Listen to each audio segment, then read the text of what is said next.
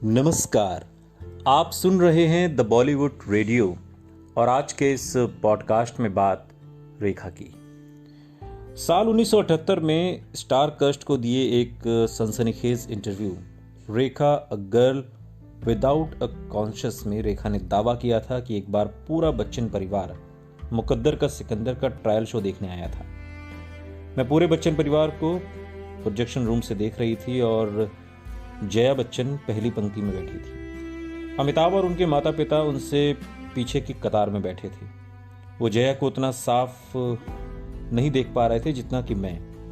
मेरे और अमिताभ के रोमानी दृश्यों में मैंने जया की आंखों से आंसू बहते हुए देखा था।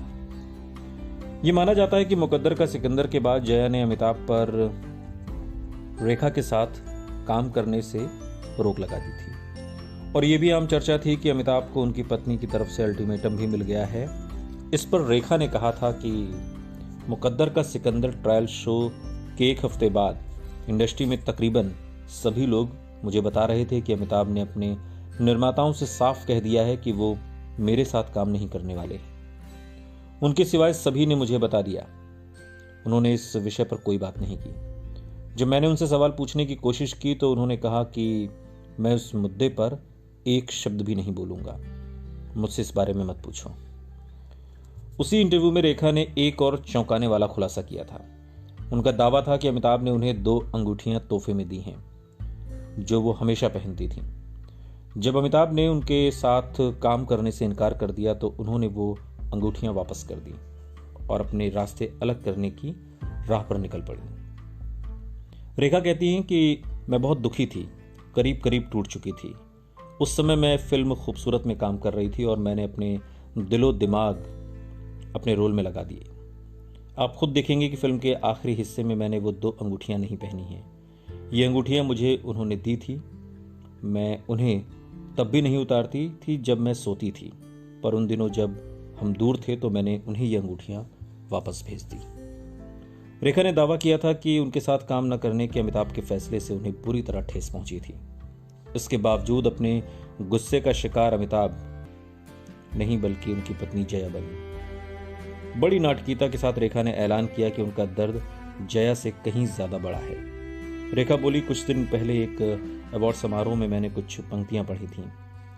सभी ने सोचा कि वो पंक्तियां उनके लिए हैं, पर वो पंक्तियां जया के लिए थीं। रेखा ने इंटरव्यू में भी उन पंक्तियों का जिक्र किया था जो कुछ यूं थीं, मैंने तुम्हारी तरफ देखा, तुमने मुंह फेर लिया।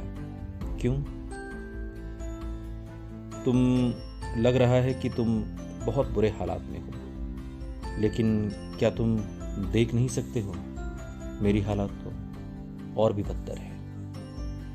माना कि तुम्हारी निगाहों में दर्द है, मगर क्या तुम उन जख्मों को नहीं देख पा रहे हो जो मेरे दिल की गहराई में पैबस्त हैं?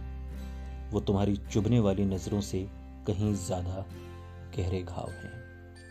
अपने बेधड़क और खुले जाहिरा अंदाज में रेखा ने राजदारी के सारे मायने मानो खत्म कर दिए। पर्दे हट चुके थे और अब सब कुछ बेपर्दा था। वो सच बोल रही थी, ये तय करना तो मुश्किल है, पर उनके बयान हंगामा जरूर बरपा देते थे। ऐसा लगता था कि वो बच्चन परिवार की बेदाग छवि से आमने सामने से 2-2 हाथ करने के मूड में थी। खुद को पहली बार दूसरी औरत के नाम से पुकारते हुए रेखा ने कहा था, लोग कहते हैं कि पत्नी का दर्जा एक पायदान ऊपर होता है क्योंकि उसके पास पति होता है। मैं कहती हूं कि दूसरी औरत 10 पायदान ऊपर होती है क्योंकि पत्नी होते हुए भी उसका पति अपनी जिंदगी में दूसरी औरत की चाह रखता है। सवाल ये नहीं कि जया के पास ऐसा क्या है जो मेरे पास नहीं, सवाल ये है कि जया के पास ऐसा क्या है जो मेरे पास भी है। अमिताभ बच्चन ने कभी आधिकारिक तौर पर इस पर कोई टिप्पणी नहीं की आज तक। सुनते रहिए द बॉलीवुड रेडियो, सुनता है सारा इंडिया।